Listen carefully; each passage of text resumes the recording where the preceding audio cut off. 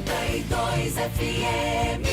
O programa a ser exibido é uma produção independente e seu conteúdo é de total responsabilidade de seus idealizadores. As opiniões nele expressas não representam as opiniões da nossa emissora. 92 FM.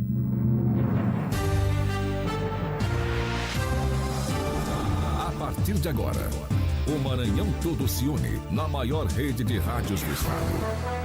Está começando Ponto e Vírgula, Ponto e Vírgula. Você por dentro de tudo o que acontece no mundo político, jurídico e social, do estado, do Brasil e do mundo. Esclarecedor, polêmico e participativo. De São Luís à Imperatriz, do norte ao sul do Maranhão. Começa agora. Ponto e Vírgula, Ponto e Vírgula. Doa a quem doer. É isso, muito boa noite! Tá começando o seu Ponto e Vírgula. Obrigado a você que nos acompanha pelo rádio, pela internet, pelo YouTube. Você no YouTube do Ponto e Vírgula na rede. Você no YouTube do Sistema Centro-Norte de Comunicação. O nosso muito obrigado.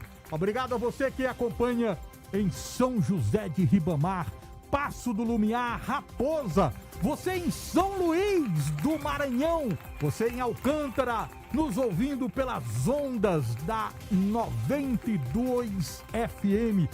Também você em qualquer ponto do Maranhão, ligado através da maior rede de rádios do estado. Imperial FM de Imperatriz, Mirante FM de Santo Inês, Redação FM de Olho d'Água das Cunhãs, do meu amigo Antônio Filho, FCFM de Codó, Centro-Norte FM de Presidente Dutra, do Coruja, Alegria FM de Santa Rita, Terra FM de São Domingos, Cidade FM de Colinas, Buriti FM de Buriticupu, Jitirana FM de Barra do Corda, Top Sucesso FM de Balsas, Celestial FM de Timon, do meu amigo Galo, Rádio Alvorada 780 de Zedoca, Pop FM de Palmeirândia, Pinheiro FM de Pinheiro e toda a Baixada Maranhense. O nosso muito obrigado. A gente vai junto até às 7 da noite. Eu sou o Ricardo Marques, no comando da máquina de som tem ele, o Wilson John. Olha, comigo no estúdio, Rogério Silva. Pai, que não vai te atrapalhar. Boa noite, Ricardo Marques. Boa noite, Leandro Miranda. Assim, aliás, o Leandro hoje tá descansando. Nosso decano. Chegou ainda agora de viagem, tá cansado. Um voo longo que ele teve de ir no Rio Grande do Sul, voltar em São Paulo. Rodou o Brasil. Aí ele foi a Manaus para poder Belém, para finalmente Imperatriz de São Luís.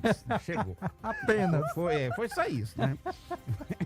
Estamos chegando. Assim, Freitas, boa noite a todos vocês, amigos e amigas. Mande um WhatsApp pra gente.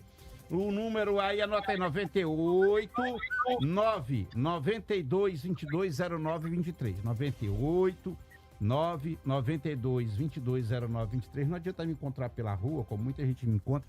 Eu ouvo vocês todo dia. Ovo, então vá ouvindo mesmo, que eu vou te mandar um ovo bem gostoso, de pata, né? Porque ovo de galinha tá muito caro. De pata eu acho que deve ser mais barato. Ou então ovinho de codorna. E aí você mande. E pra quem não sabe nadar, é bom começar a aprender. Daqui a pouco você vai saber por quê. Tu sabe nadar? Sabe boiar? Sabe então não, compra filho. logo uma boia. Compra logo o teu colete salva-vida. Assim escapa, mas pra quem mora em São... meu Deus do céu. Vamos à Imperatriz com a voz mais suave do Ponto e Vírgula. Com ele, o Assi Freitas, que hoje tá cheio de eco, tá dentro de uma lata. Boa noite, Assi. Boa noite, mas aqui saiu tudo já, acho que tá ok aí. Tá saindo vindo pra cá. Boa noite, Ricardo, boa noite, Rogério Silva, Leandro, no Maranhão ninguém dorme hoje, viu, Leandro? Ninguém descansa, não. Rapaz, mais um voo que sai de Brasília. Mais uma vai vez, bater a no aqui da região Tocantina, o Ponto e Vírgula, com todas as informações. E quanta coisa acontece entre essas 24 horas, né, que a gente encerra o programa. Quantos acontecimentos para a gente debater, discutir aqui da região do Maranhão e do Brasil. e a vida vai mudando assim como um giro, né, de um ponteiro de relógio. Mas vamos que vamos, porque a vida segue. Boa noite, ponto e vírgula, também aqui para a região Tocantina. Vai ser um voo que sai de Brasília, vai bater no Rio Grande do Sul, volta para em São Paulo. De São Paulo vai para Manaus, direto. Aí Belém, Imperatriz. Passou Imperatriz? Passou. Já dava pra comer uma panelada lá com o Assi. Não, mas Imperatriz foi só parar Só e parou abastecer. e subiu. Só complementou o carro. O som agora tá bom, viu, Assi? Agora ficou bonito. Ficou beleza. Ficou limpo. A direção é de Zeca Pinheiro. Está no ar o ponto e vírgula. Você está ouvindo ponto e vírgula. Doa a quem doer.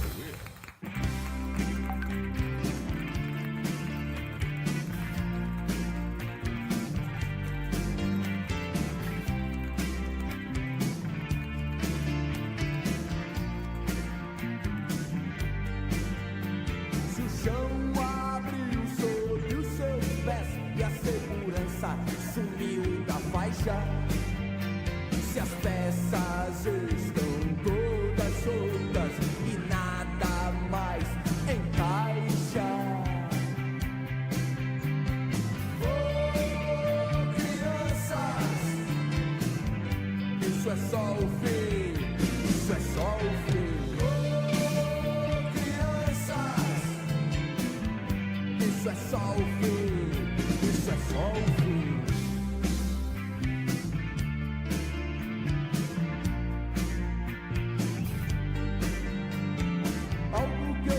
Aí o camisa de Vênus é só o fim. O ponto e vírgula Camisa de quem, abrindo. rapaz?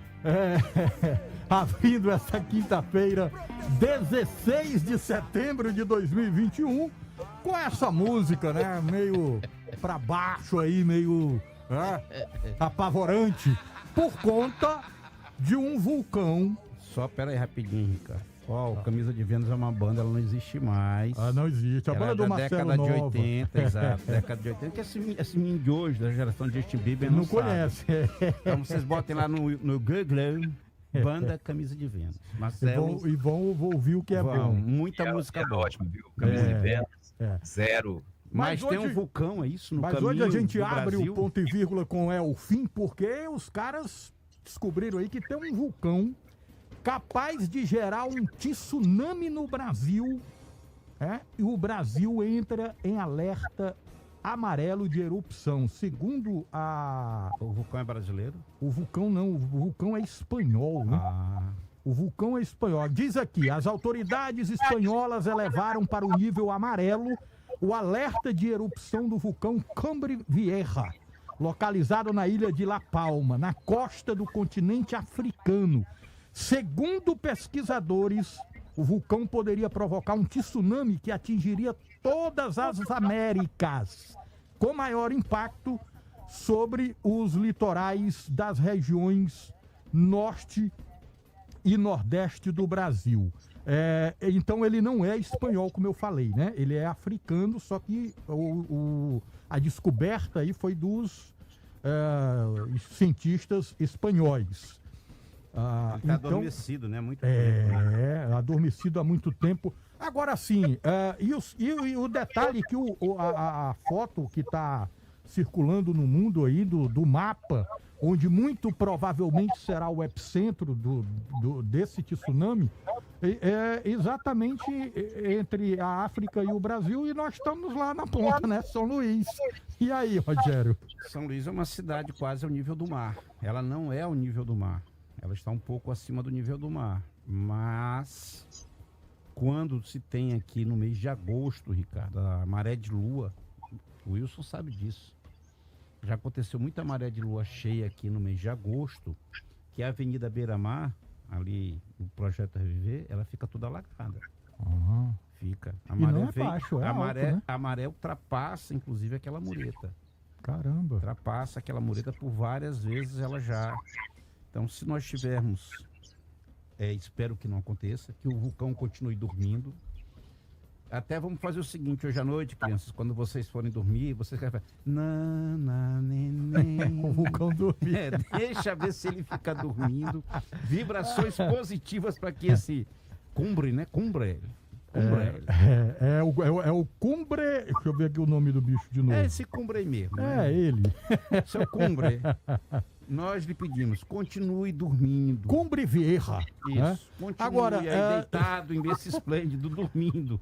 Não acorde, O por Assi favor. Freitas, segundo um pesquisador da Universidade Federal do Ceará, do Instituto de Ciências do Mar da UFC, Carlos Teixeira, a probabilidade desse vulcão de fato entrar em erupção e gerar esse tsunami é pequena, quase mínima, ele fala. Mas pero que sim, pero que não, é melhor a gente se cuidar, né, cara?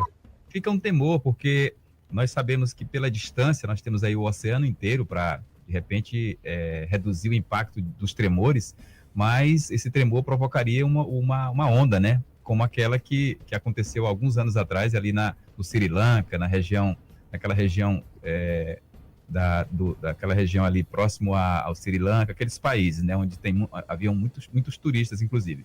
Mas a grande preocupação, Ricardo, é que essa notícia chegou de forma muito impactante. Nós tivemos agora recentemente outro terremoto no Haiti, né, e já sabemos que aconteceram, e para o Brasil é algo inédito, né? Então, a informação que chegou no meio da tarde foi dando esse alerta, inclusive para os estados da região Nordeste que tem costa, né? Que tem litoral. E aí ficou todo mundo preocupado. Engraçado é que o meu filho, tem um filho adolescente de 13 anos, o Ulisses, e hoje foram duas notícias. Ele me perguntou se o tsunami ia chegar aqui em Imperatriz, e assim que passou a história do tsunami, já veio a notícia de que a vacina para os adolescentes não tem mais, está suspensa. E ele tomou a dose dele ontem, né? Dos 13 anos. Então é muita coisa na cabeça da juventude e do nosso país num tempo, né, tão sombrio. Que situação difícil. Assim, Ricardo, os espanhóis e portugueses, eles têm uma preocupação muito grande. Eles estão ali na Península Ibérica, né? E ali já teve vulcões, terremotos. Lisboa já foi destruída por um terremoto. Completamente destruída. Ela foi reconstruída, curiosamente, porque os portugueses vieram aqui em São Luís pegar o mapa da cidade de São Luís. Veja bem, São Luís, o Centro Histórico de São Luís é uma cópia de parte do Centro Histórico de Lisboa, chamado Bairro da Baixa, o Rossio, onde está lá o Castelo de São Jorge, a Alfama, a coisa dos árabes lá. E eles vieram aqui porque Lisboa foi totalmente destruída por um terremoto. E eles monitoram mesmo. Italianos, espanhóis, portugueses têm uma preocupação muito grande com os italianos com vulcões que tem na Itália, com vulcões e com terremotos. Eles são muito preocupados. Lá há uma preocupação constante, porque eles sabem que a região da Península Ibérica, num período de 1000 anos, eles só não sabem precisar quando será esse período, sofrerá um grande terremoto, um grande abalo, que irá causar muitos transtornos. Nós aqui no Brasil não temos histórico disso, né? Mas teve um terremoto, teve um pequeno balanço lá em São Paulo, né? Sísmico, pequeno... né? Agora sim, um 3.2, né? Tsunami é pro Japão, pra Indonésia, né? Agora, a coisa tá tão doida por aqui que não me admira essa possibilidade, tá? Não me admira. Agora, pessoal... Pode ser que não aconteça. O vulcão continue dormindo, vamos adormecido lá, esteja vamos lá, embalar essa criança. Exatamente. Pessoal, tem pesquisa quentinha, saiu agora há pouco, tá no IG. A pesquisa Datafolha, avaliação de Bolsonaro bate recorde. Olha com só, 53% eu de tô reprovação. de recesso, tá ok? Eu parei, eu tô de recesso, paz e amor, tá ok? Presidente, você entrou na pegada paz e amor e aí tá caindo aí. Como é que pode? Olha só, eu fiz um acordo com o Temer e com o Xandão, tá ok? Tudo na paz e amor, tá certo? Não parar com isso, por favor.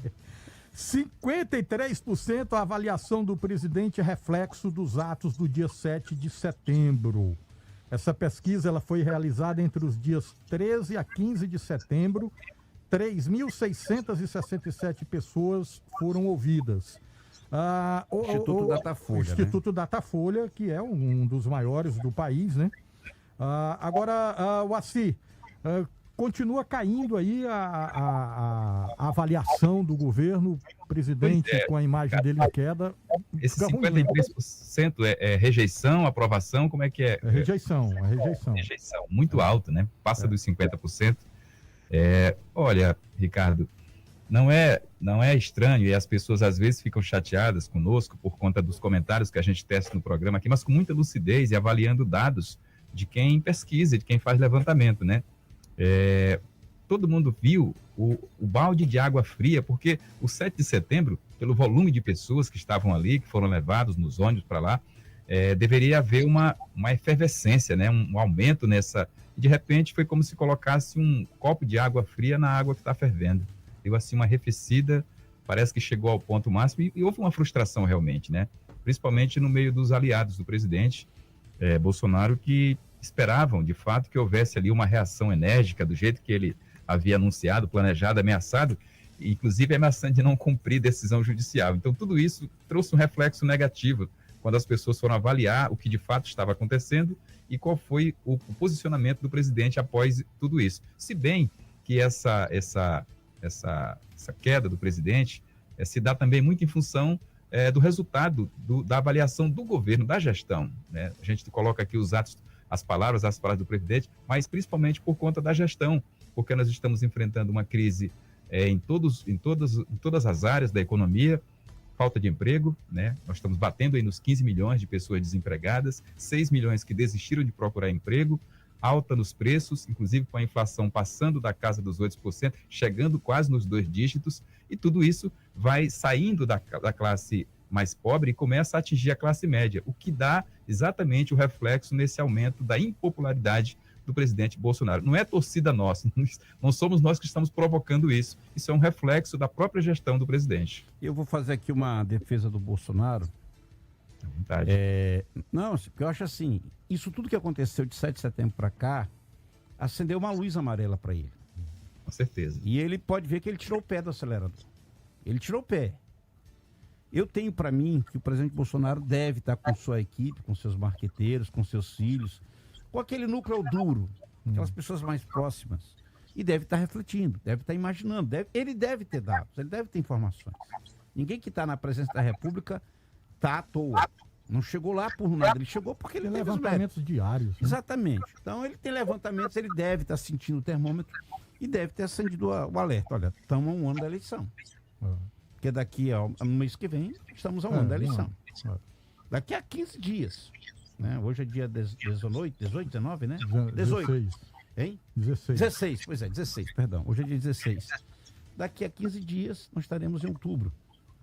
E, consequentemente, estaremos a 365 dias da eleição. E aí acende um alerta para o presidente da República. E eu entendo que ele vai precisar sentar com a equipe dele, com a equipe econômica, com os ministros e dar uma chacoalhada. Se ele quer reverter, se ele quer chegar em junho ou julho do próximo ano em condições de disputar a eleição, ele precisa chacoalhar o governo dele. É hora de mostrar que o governo dele tem metas, tem objetivos, tem um planejamento que, é claro, pode ter sido prejudicado por conta da pandemia, porque prejudicou a vida de todo mundo. Prejudicou, sim. Ninguém esperava por 2020. Não. A vida de todo mundo entrou em colapso em 2020. Todo mundo, alterou tudo. Tudo que se planejou acabou. Então, é claro. E aí cabe ao... Ele tem tempo. Tem. Ele, o presidente Jair Messias Bolsonaro, tem tempo de reverter a situação, de reverter esse cenário. E se ele resolver sentar, dar esse passo atrás, ele consegue. Se não, aí as pesquisas mostram que se ele continuar insistindo nos erros, nos equívocos, ele poderá ter uma situação muito difícil em 2022. Agora sim, ele mantém aquele percentual histórico ali entre 20% e 25%, né? Ele é avaliado... Ele sempre teve. Ele é avaliado como bom ou ótimo por 22% dos entrevistados. Na pesquisa anterior do mesmo Datafolha, publicada em julho, esse índice era de 24%, ou seja, ele caiu 2 pontos. Dentro da magia. Com relação à rejeição, há 2 meses, o governo Bolsonaro era reprovado por 51% dos entrevistados. Hoje, 53%. Né? Dentro da magia. Bate, os caras que saíram da aprovação foram para a reprovação do governo. Agora, isso não tem a ver com aquele recuo pós 7 de setembro que o Assi lembrou? Também. E se a gente for ver, é porque o que acontece com o Bolsonaro, assim, ele tem 20, 25%. Esses são aqueles faca, é Tramontina. Te lembra da propaganda? Que é o pessoal que vibra com as falas do presidente. É o bolsonarista raiz. Não é o Nutella. Aí teve os Nutellas que embarcaram na onda porque não queriam o PT, porque queriam um novo movimento, porque não queriam uma série de coisas Agora, que estavam essa turma acontecendo. que migrou aí, que saiu, tá dispersa, ela pode voltar, né? Pode. Se ficar Bolsonaro e Lula, muita gente ainda vai insistir com Só o que vai Bolsonaro. depender de Bolsonaro saber agradar esse pessoal. Tem que conquistar essa Vai fatia. depender, porque esse pessoal também, muita gente se deu por conta do atentado, daquela história da facada, entendeu? Tudo isso que aconteceu, Ricardo, motivou, certo? Garantiu a ele uma eleição. Tanto que, qual será o grande desafio de Bolsonaro em 2022? Debates. E Rogério, a gente Esse sabe... será o calcanhar de Vai Aquiles de pegar um Bolsonaro. Lula da Silva, um Ciro Não Gomes. só o Lula, o não Ciro é, Gomes, não é fácil. provavelmente o Amoedo, o João Dória. Então, João Dória também é bom. Pois um é. de televisão. Né? ir pro debate com essas feras, com esses leões aí, tigres, leões, como queira, enfim, não vai ser fácil para Bolsonaro. Quem não lembra na eleição passada, que ele foi num debate e se deu mal. Se deu muito mal diante da Marina, diante até do Glória a Deus, o cabo, né? Da Ciolo. Ele se deu muito mal diante dessas caras. Então, ele vai precisar se preparar para um debate, que eu acho que ele não vai. Agora, quer colocar mais algum... Nessa conta aí, Rogério, e isso vai contar muito, porque todo final de mandato, o dono do mandato, o que está ali ocupando o cargo, ele tem que prestar contas. E não é só com dizer, falar, são dados, são números, né? Você vai ter que avaliar quantas casas populares foram feitas, como é que foi o combate ao déficit habitacional, o IDH do país, o que avançou na ciência, na educação, as universidades federais, tudo isso vai ser colocado na mesa para a gente fazer uma avaliação de como o governo encontrou, o índice de inflação, qual era a inflação no início do governo, qual é a inflação agora, o custo de vida da população, o nível de crescimento, desenvolvimento ou empobrecimento, isso tudo vai ser avaliado com números, com dados, e isso não tem como contestar. Então, essa é a prestação de contas. O que as pesquisas estão aferindo hoje é apenas um sentimento das pessoas nesse momento, sem você entender, sem você separar os legumes da salada, né? Mas uma hora isso vai ser colocado na mesa. O principal fator assim, será o econômico. Porque você quer ter uma noção do ser humano? Mexa no bolso dele. No bolso. Você mexeu no bolso de qualquer pessoa, você vê logo se ele vai ficar feliz ou não. Entendeu? E o que aconteceu? O Brasil continua muito rico, uma nação que arrecada muito, que produz muita riqueza, mas seu povo está mais pobre. A faixa de miseráveis voltou a subir e a faixa de pobres voltou a subir. Aquela faixa que tinha ido para a classe média recuou. Muita gente da classe média recuou. Muita gente que comprou um carrinho, teve de vender, tá voltando a andar numa moto, ou tá voltando a andar de ônibus. E aí o cara fica olhando para os filhos, que ele já estava botando um filho num colégio particular, teve de tirar. A faculdade. Isso. Aí ele vê a energia muito alta, o gás muito alto, o preço de eu falei aqui outro dia do frango, uma bandeja de frango está custando quase R$20. Rogério, avalia aí a dificuldade que se tem para adquirir crédito hoje, por exemplo. Isso. Quando o risco aumenta e a economia não está boa, os bancos restringem, né? As financeiras dão uma segurada porque sabem que se afrouxar demais vão levar calote. Então, recentemente eu estava olhando aqui uma pesquisa que os automóveis usados, por exemplo, eles tiveram uma supervalorização, porque a demanda pelo carro usado está maior do que pelo carro novo, por dois fatores. Primeiro, pelo preço mesmo do veículo e porque os fabricantes também deram uma segurada por conta do período da pandemia, que segurou a indústria. Mas nesses períodos é que aparece a pessoa do ministro da Economia, o seu Paulo Guedes. Agora é a hora dele botar a cara, vestir a camisa e dizer, nós vamos dar a volta por cima. Eu me recordo, e eu não estou querendo fazer comparação, que nos governos passados, quando a indústria sofria algum tipo de problema, imediatamente se entrava com alguma medida, por exemplo, a redução do IPI para a linha branca, para automóveis, que é o imposto sobre produtos industrializados. Quer dizer, não solucionava o problema, mas você dava um fôlego para a indústria. E aí talvez esteja a explicação da Fiesp estar de cara grande com o Bolsonaro, né? Inclusive com o manifesto pronto, preparado, e só não foram por as vias de fato, porque eles também têm alguma coisa para perder, né? E no mundo capitalista, ninguém diz muito obrigado que não seja precedido da grana. O maior problema assim, foi simples, é porque o que aconteceu com a indústria automobilística? Houve um recuo, as indústrias pararam. Quando elas voltaram, elas tinham vendido todo o estoque e venderam barato. Mas elas tiveram que voltar a fabricar, por isso que o preço do carro subiu. E o governo não adotou uma linha de subsidiar isso para impedir que o preço do carro subisse. E junto veio o aumento da gasolina. Não, o aumento da gasolina, esse aí do petróleo, esse aí é o que acaba com a economia quando a gasolina dispara como está disparando. É fatal. E, a meu ver, cara, é importante fazer o dinheiro circular. O dinheiro circula quando ele está na mão do pobre. Pobre não tem poupança, cara. Pobre não guarda dinheiro. Não guarda. Recebe o salarinho dele aqui, vai na quitanda pagar a conta dele, vai fazer o dinheiro circular. E o pobre tem muito medo dinheiro de ter o nome dele no SPCC. Morre de medo. O pobre, sim. O rico tá nem aí. Não. Só para fechar o assunto da economia, Ricardo, eu sei que é você que fecha aí, mas a minha deixa aqui. Não, você sabe, fica à vontade. Tem mais de um ano aí, alguma coisa, que foi fabricada, foi feita, confeccionada a nota de R$200 do Lobo Guará, né? Eu nunca peguei numa nota dessa, Ricardo. Nunca vi também. Eu também nunca vi. Então, um cidadão que vende fruta aqui na Avenida Babassulândia, Imperatriz, me parou esses dias e disse, olha, Assi, a inflação chegou de novo, mas a diferença do que nós estamos vivendo agora para o Sarney é porque no Sarney a inflação era galopante, mas a gente tinha o dinheiro para ir se iludindo. Cidadão comum comentando. Eu já vi a nota do Lobo Guará na mão de uma pessoa, quando ela me olhou, eu falei assim... Tá miando, né? Eu digo, o que é isso? Ela triste. Agora, Rogério, Assi, amigos e amigas ouvintes, ontem nós tivemos na Câmara a aprovação do novo Código Eleitoral, né, com a previsão da quarentena para juízes e policiais. Anteriormente, essa parte da proposta ela havia sido retirada, porque não se encontrou um acordo.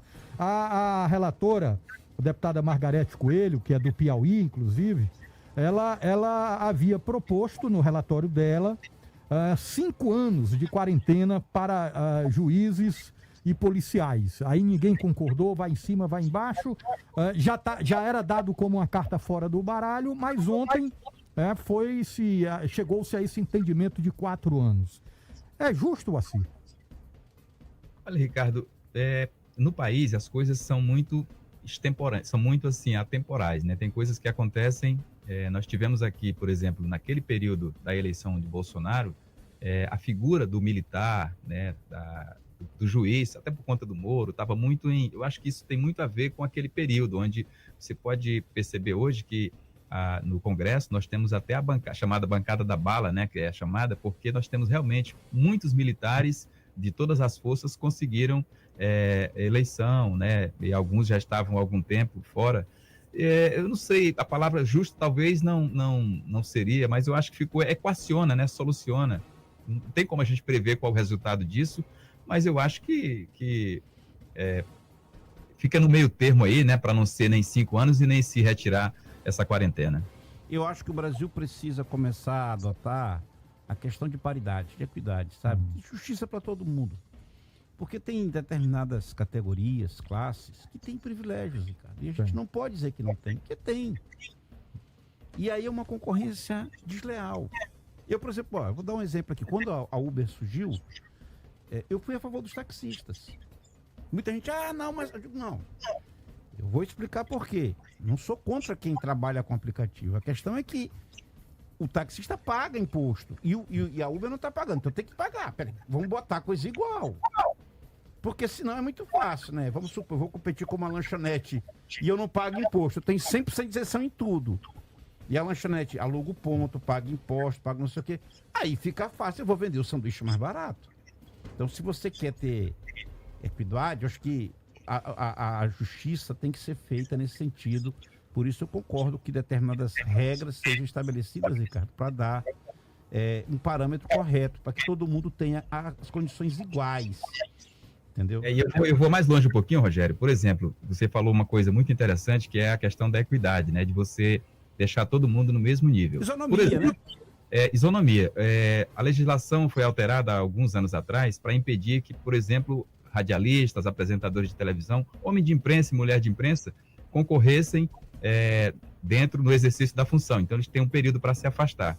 E aí você tem algumas outras profissões que também tiram proveito disso. Por exemplo, ninguém faz mais política do que um médico no seu consultório, né? Do que um oftalmologista, do que uma pessoa, por exemplo, e aí eu entendo que a proposta de dar essa quarentena para o juiz, né, ou para o policial militar que tem a prestação do serviço, é menos ofensivo, vamos dizer assim, do que uma pessoa que tem a condição de consultar 300 pessoas por dia, sabe? Então, eu penso que nesse sentido, você deveria ter uma equidade para tentar colocar as coisas no patamar, porque da mesma forma que o comunicador tem o poder de persuadir, mas hoje você tem a internet, hoje todo mundo tem um celular, hoje todo mundo é um repórter, eu acho que já avançou um pouco nesse sentido, e isso deveria ser revisto também, né? É uma boa ideia para ser revista nessa proposta de alteração da legislação eleitoral. Quer ver uma coisa que o Brasil já deveria ter adotado? Os Estados Unidos, por exemplo, lá os veículos de comunicação se posicionou. Ou é você democrata ou é você republicano. Não tem problema. Um veículo, um jornal, por exemplo. Aqui está se começando agora, né? Mas ainda é muito lento. Um The New York Times resolve ser democrata. Ele diz, eu sou democrata, e acabou. Ele assume a editorial e diz, olha, eu vou votar com Joe Biden. Agora, é claro, isso não significa dizer que ele não vai dar o direito ao Trump, por exemplo, de se expressar. Aqui no Brasil, parte opinativa que ele se posiciona, né? No editorial dele é que ele tem, ó, minha linha editorial é democrata. Mas os republicanos terão vez e voz. Aqui no Brasil a gente ainda tem muito essa limitação. Está começando agora, né? Tem que mudar, né? A Jovem Pan com o Pingo nos Is, que é abertamente bolsonarista. Sim. Aí você tem a Band com nosso concorrente de horário que é lulista, né? Tem nós aqui que ainda não decidimos o que somos. Um dia a gente esculhamba o Bolsonaro, no outro elogia. Um dia a gente elogia o Lula, no outro bate. Olha, eu acho bom você se decidir, porque eu vou dizer um negócio, eu já dei entrevista pra vocês, exclusiva. Inclusive, quando eu estive outro dia aí no Maranhão, confundiram, falaram outro programa, mas quando você ponto e vírgula, eu olhei assim, cadê? Cadê meu amigo Leandro Miranda, Ricardo Ponto e vírgula é um programa plural, né, Ricardo? É plural. É verdade. Então, ele fala e deixa falar, né? Por isso que tem essa força toda, né? Eu sempre disse, o ponto e vírgula foi uma das maiores sacadas do radiojornalismo do Maranhão, uma ideia concebida pelo jornalista Zeca Pinheiro e tem essa coisa, né, de a gente discordar entre a gente e tal, e isso é que é bacana. Agora, pessoal... porque esse pessoal não sabe como é que é preparar aqui a pauta, como tem dedo no olho, isso aí não vai entrar, não. Mas quando a gente entra aqui, é todo mundo rindo, se abraçando. Agora, pessoal, ontem nós tocamos aqui num assunto da denúncia que o senador Everton fez do Instagram, né? Que estaria sido... o pessoal estaria canalizando os seguidores para o Instagram. 25 mil em menos de uma hora. Menos de uma hora. E hoje ele protocolou um pedido na Polícia Legislativa do Senado Federal para que se investigue. Tem que se investigar, né? Porque o que acontece, Ricardo, só para as pessoas entenderem, para quem tem um Instagram. Aí você resolve comprar 25 mil seguidores. Você vai gastar aí R$1.000. Tá? Dependendo de quem vai te vender, pode gastar até menos. Só que o Instagram monitora, Ricardo. E aí, quando o Instagram percebe que entraram 25 mil de uma vez, sem que houvesse nenhum tipo de... Vou dar um exemplo. A Fadinha, de Imperatriz, ela ganhou 2, 3 milhões, mas ela se tornou uma medalhista de prata. Né? Ficou um sucesso mundial, o mundo vendo. E aí, é claro, ela ganhou muitos seguidores ali rápido. Mas foi outra história, não foi normal, foi um engajamento normal. Quando acontece esse tipo de engajamento, o que o Instagram faz? Limita as suas publicações. Ele bloqueia. Nem todo mundo vai te ver. E há um prejuízo. Fora que você pode sofrer outro tipo de situação, que são os ataques.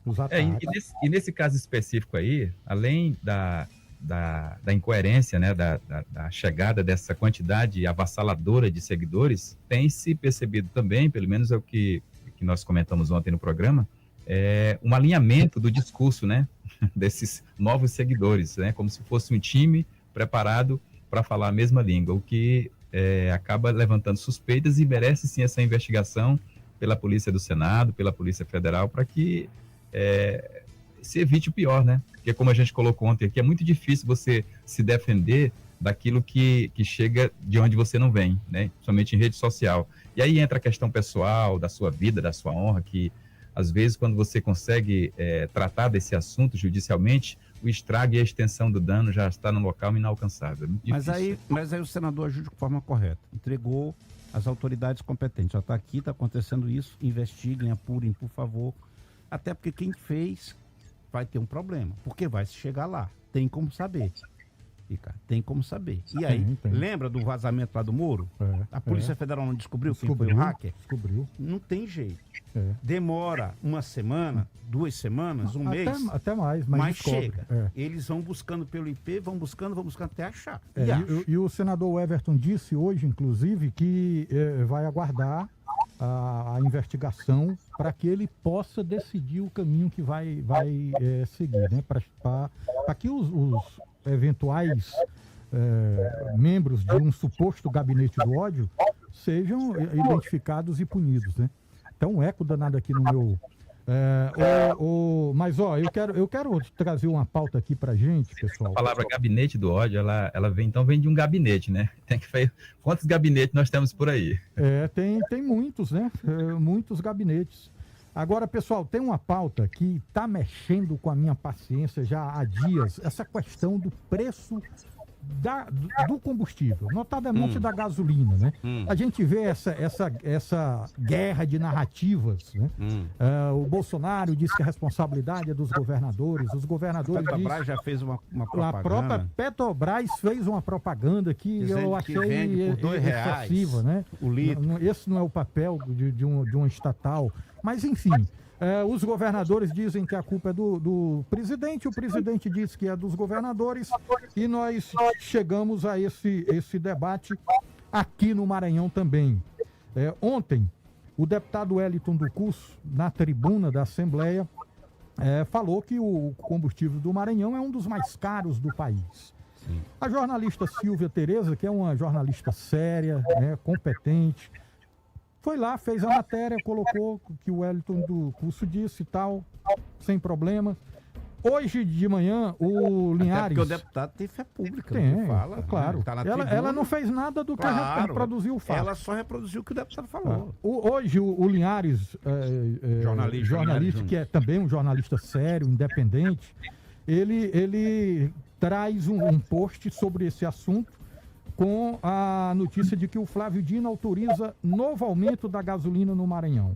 A Silvia Tereza foi procurada pela assessoria de comunicação do governo, pela Secretaria de Comunicação do governo, e ela fez um novo post com a chamada "Governo nega que o Maranhão seja um dos estados com maior preço do combustível". E dá lá as razões alegadas pelo Estado, né? Inclusive com prints de relatórios da Agência Nacional de Petróleo, trazendo pesquisa em postos de combustíveis no Brasil todo. ANP, né? Aqui no Maranhão, 10 postos foram pesquisados. A média do combustível ficou em 6,028. R$ 6,028. Eu achei muito pouco, né? 10 postos apenas, porque no Ceará, por exemplo, foram pesquisados 105 postos. 205 postos, perdão. 205 postos. Mato Grosso, 155. 150, Ficou quanto a gasolina aí do Ceará? Minas Gerais, 459. A gasolina do Ceará ficou em 5,987. Bem abaixo do Maranhão, né? Isso. Agora... Mato Grosso ficou 6,129. Minas Gerais, que foi o que mais pesquisou 459 postos, ficou em 6,34. Agora, e isso fica confuso, né? Essa história do ICMS, a gente sabe que o ICMS é a principal fonte de arrecadação do governo. Todo mundo quer, a gente precisa deixar de hipocrisia. Todo mundo quer a rua asfaltada, quer a creche funcionando, quer a rua iluminada. Isso é feito com o recurso dos impostos, tá? Ponto. Agora, a gente precisa reconhecer também que o ICMS ele tem sim uma parcela muito importante sobre o preço final da gasolina. Isso aí é fato. O que me desagradou nesse debate, especificamente que envolveu o preço da gasolina no Maranhão, de ontem para hoje? Uma manifestação do governador Flávio Dino, a quem eu tenho um profundo respeito, a admiração até, sou amigo dele, mas eu não gostei da forma como ele se colocou, entendeu? Dizendo que são esses bandidos, esses criminosos que ficam plantando essas inverdades. Quem são os criminosos, cara pálida? São os jornalistas daqui do Maranhão? São os jornalistas da imprensa nacional? É a Agência Nacional de Petróleo? É o deputado, sabe? É o tipo de colocação que não cabe e não combina com o nível de maturidade intelectual que tem o nosso governador. Fica aí a minha manifestação sincera acerca dessa manifestação, a meu ver, infeliz do governador. Agora, que é um debate cansativo, longo, arrastado e que vai sempre ficar nessa dicotomia, é terrível, né, Moacir? E o pior de tudo, dessa canseira do debate, dessa narrativa, né, e cada um fazendo sua defesa, o grande problema é que nós estamos pagando mais de R$100 no botijão de gás, estamos pagando R$7 no litro de gasolina. Então, é isso que incomoda a população. A população não quer saber quem é o responsável, de onde é que vem, se a Petrobras está fazendo aumento, se os acionistas da Petrobras estão recebendo os dividendos antecipados, se o ICMS do Estado, não. É caro, a população quer e nem quer saber se são forças ocultas, já que o governador não cita os nomes, né? Quem são os bandidos. Enfim, criminosos. Foi criminoso. Que a inflação, né? Que a inflação não corroa o salário, que a gente tenha condição sim de se locomover, porque o veículo hoje, a moto, a bis, a Titan, o carrinho que o cidadão tem, novo ou usado, ele não é mais um artigo de luxo, é um instrumento de trabalho para levar o filho para a escola, para ir para o seu trabalho. E eu já dirigi aí em São Luís, eu vi como é distante um local do outro para você se locomover. Você tem um compromisso lá na Cidade Velha, ali na região de São Francisco, você tem que atravessar a ponte, passar ali por dentro da cidade, a não ser que, como o Rogério, que tem os atalhos aí, conhece, mas é tudo muito longe, né, Rogério? Proporcionalmente para quem... Enfim, e aqui em Imperatriz também, você precisa se deslocar de um local para o outro, você precisa considerar a renda do cidadão, né, e principalmente as pessoas que estão praticamente desempregadas. Às vezes tinham 2 pessoas que trabalhavam na família, hoje tem só uma, e aí a despesa corrente do cidadão ela não para, porque aquela despesa corrente, se você ganhar 1 milhão, ela está ali. Se você ganhar R$1.000, ela continua da mesma forma. Energia, o gás, a gasolina, a escola dos filhos, a alimentação, são despesas que não vão arrefecer mediante você estar vivendo uma crise ou não. Ela está ali e é uma questão de sobrevivência. Então, é esse cansaço que vai matando a população e vai deixando todo mundo chateado, né? Há 2 coisas que precisam ser ditas. A política econômica que foi adotada para a Petrobras é equivocada.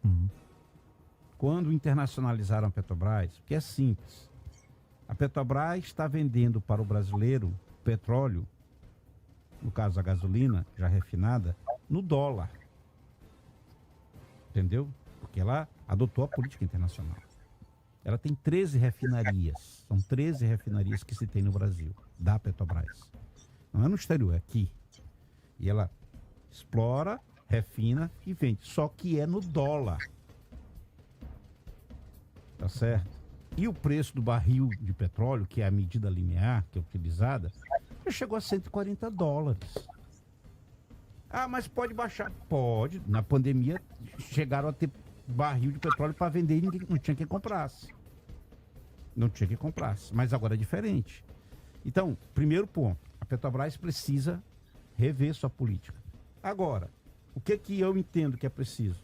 Que Petrobras e governadores, e aí pode ser o ministro posto Ipiranga, Paulo Guedes, sentar com os governadores, vamos fazer uma política econômica para ajustar o ICMS, para ajustar os impostos federais e para ajustar a política da Petrobras. Vamos ajustar. Perfeito. Vamos todo mundo sentar e fumar o cachimbo da paz e botar a gasolina num preço que dê para todo mundo. E ficar uniforme. Sem tirar a competitividade da Petrobras e sem tirar o direito do posto de gasolina comercializar o preço que ele quer. O que falta é sentar na mesa e conversar. Ficar um ICMS uniforme. Não dá para uniformizar o preço da gasolina, porque tem a questão do frete e tal. Não, você não vai tabelar. Não dá para tabelar. Não. Mas pelo menos você ter uma relação de paridade com o ICMS. Isso, cada estado tem sua alíquota de E ICMS. outros impostos mais. Cada estado tem sua alíquota de ICMS. Tá, mas vamos tentar ajustar aqui num padrão, pelo menos. Tá, um vai cobrar 28%, tá, o outro vai cobrar 25%. Não, mas vamos tentar ajustar aqui. Não dá para todo mundo ficar 26% ou perto de 26%. Nem para um, nem para outro. Isso aí, Ricardo, é sentar e conversar. Agora, não é uma conversa que se resolve numa tarde. Não. Isso é uma conversa que leva uma semana, 2 semanas de diálogo, de debate e de muita confusão. Mas é preciso o Brasil ter essa confusão para resolver a questão de tributos que esse país tanto sofre e que ninguém saia perdendo. Porque quem mais perde, Ricardo, é o povo. E aí quando você mata a cabra, ou você mata o gado, a vaca, acabou, nenhum nem outro. Não adianta você querer matar o carrapato matando todo o rebanho. Não dá. Agora, vamos falar de pré-campanha, pessoal. Nós temos eventos nesse final de semana, inclusive amanhã tem a 4ª edição do Maranhão Mais Feliz, né? Que é a caravana do pré-candidato. Estaremos falando ao o vivo Everton, de lá, né? viu? Vocês vão estar amanhã lá, Ao vivo de Pinheiro. Rogério e Leandro.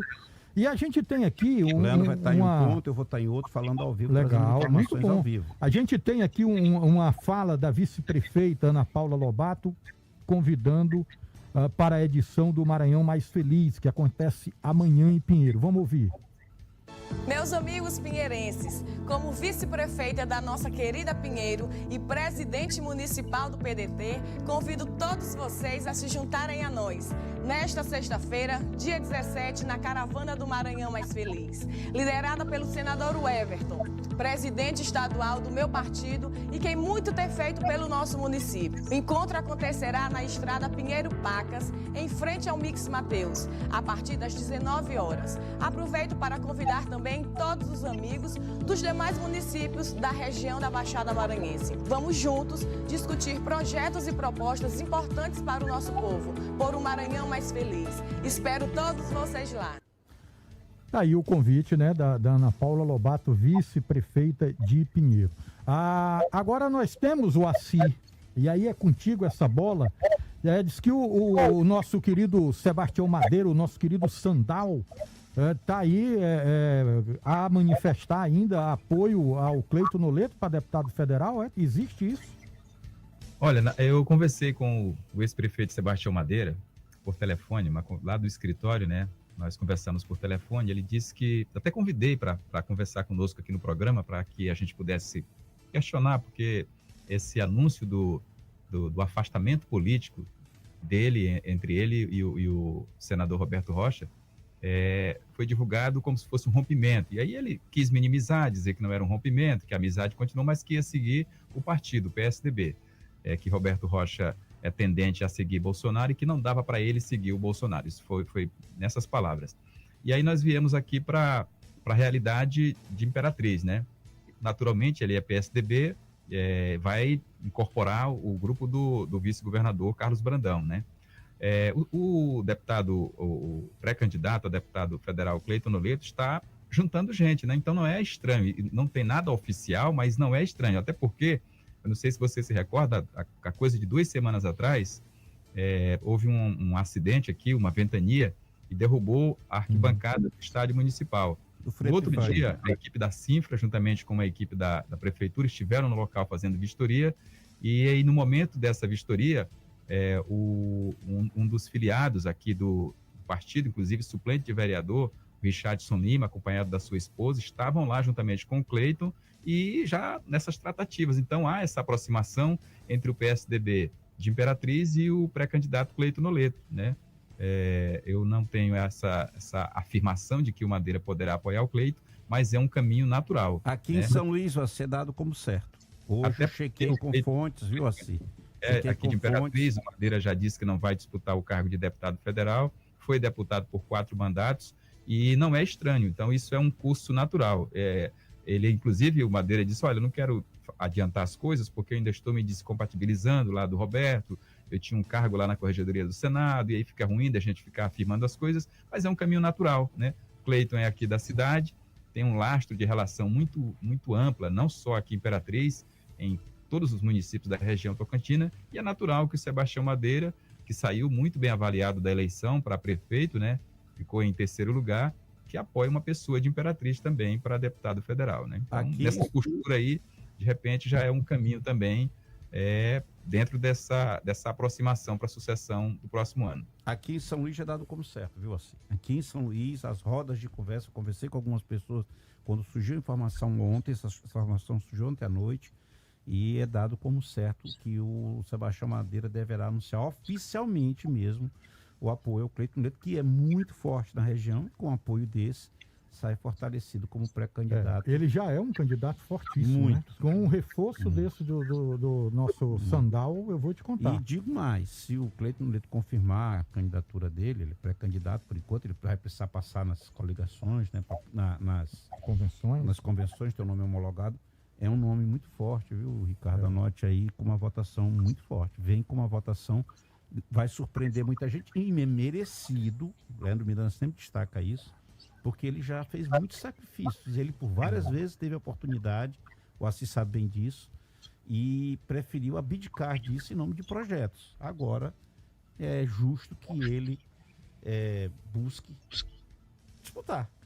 Agora, Rogério, eu lendo aqui no Marrapá que o Josimar de Maranhãozinho deve entregar cargos na Sagrima. Não entregou ainda?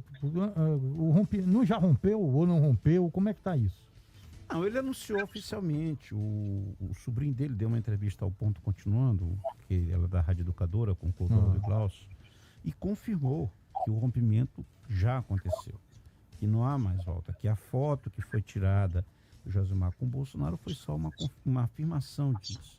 E que, é claro, o Josimar deve fazer a entrega, né? Deve comunicar. Isso aí, em se confirmando tudo, Ricardo, tira o nome do Josimar de Maranhãozinho do grupo do governador Flávio Dino. Né? Deve, provavelmente, para o encontro de novembro, é bem provável que ele não mande mais nem representante.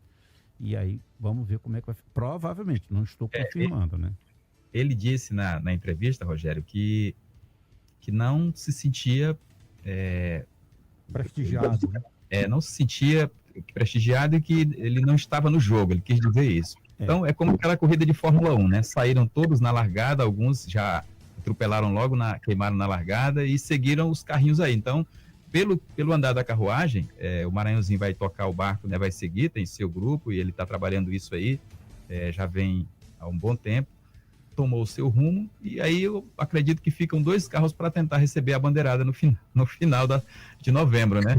Então eu penso que o Maranhãozinho já, nesse projeto aí da carta, compromisso, ele quis dizer isso, né? Que não vai esperar isso aí porque sabe que ele não é um dos preferidos, vamos colocar assim. Como o Leandro Miranda falou ontem aqui, ele deve, inclusive, ser o palanque do Bolsonaro no Maranhão, deve oferecer, tem 3 partidos, né?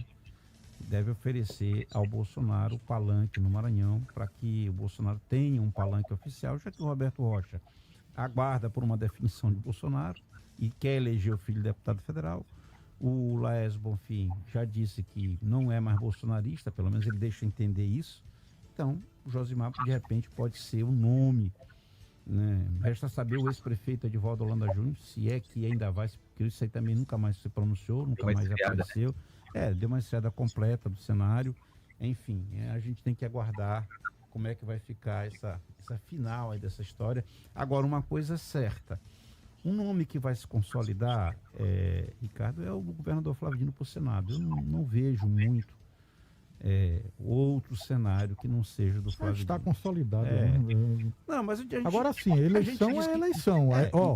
Teve uma eleição no Piauí que o ex-governador Wilson Martins saiu do mandato para disputar a vaga senatorial e perdeu a eleição.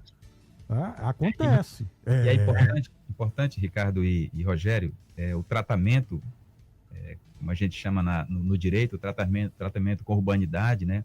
Mesmo para aquele que não quer seguir aqui nesse caminho, que ele seja tratado com respeito, que ele dê a condição de respeito na disputa, porque nós poderemos ter um segundo turno, né, na eleição. Então, essas relações precisam ser melhoradas, né? O jogo precisa ser limpo, claro que é uma disputa, é sempre uma disputa, né? Você vai colocar o seu melhor para tentar chegar ao objetivo, e mesmo o governador que disputa para o Senado precisa transitar bem, tratar bem e dialogar bastante com as lideranças políticas do Estado, porque você colocou bem, Ricardo, a eleição, ela só termina, como já dizia o Matheus, ex-presidente do Corinthians, o jogo só termina quando acaba. Né? Até lá, tudo pode acontecer. Enquanto o juiz não determinar o fim do jogo, não apitar, disser, acabou, tá valendo.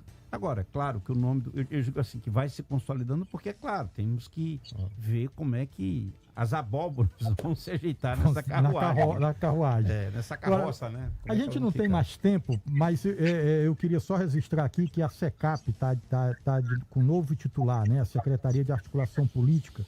Sim. Assumiu o Ricardo Barbosa, que é um ex-vereador de Parnarama, ligado ao deputado federal e ex-titular da pasta, o Rubens Pereira Júnior.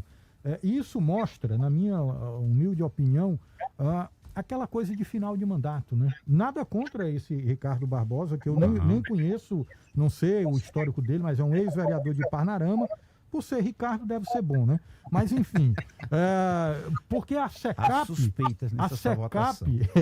A SECAP era o braço forte do governo, né? Começou com aquele gás lá, com o Márcio Gerri, que é personalista, impõe lá a marca dele, e aí a gente percebe aí que é um meio que final de festa, né? O governo Flávio Dino está se aproximando do final. Não será agora em janeiro, como chegaram a anunciar, Leandro já disse que em janeiro o governador vai tirar férias, 15 dias de férias. Mas o governo Flávio Dino deve acabar mesmo no final de março, começo de abril, e aí inicia-se o governo Carlos Brandão, assim que o Brandão sentar, o vice-governador sentar na cadeira e tiver a posse da caneta, tiver a cadeira, tiver a mesa e tiver os leões. Moacir, para fechar, meu amigo.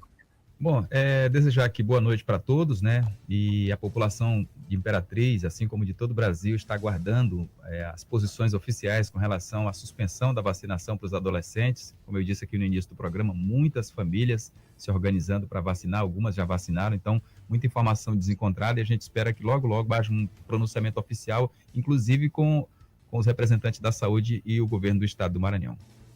Beleza, boa noite, meu amigo. Até amanhã. Mandar um abraço para o nosso amigo Leandro Miranda. Amanhã nós estaremos lá, ao vivo, de Pinheiro. Ele em um ponto e eu em outro. E a gente estará fazendo a cobertura completa de tudo que acontece. A trazer informações também da Baixada. Faz muito tempo que eu não vou à Baixada. Mandar um abraço para o nosso querido Felipe Vascaíno, tem esse defeito, que é vascaíno.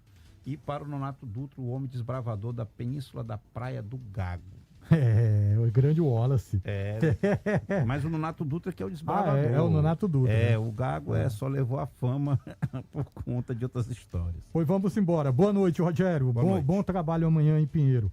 Deixa eu só registrar aqui, o Miguel Pinheiro tá ouvindo a gente lá em Benedito Leite, também o Antônio Filho tá ouvindo a gente lá em Olho d'Água das Cunhãs.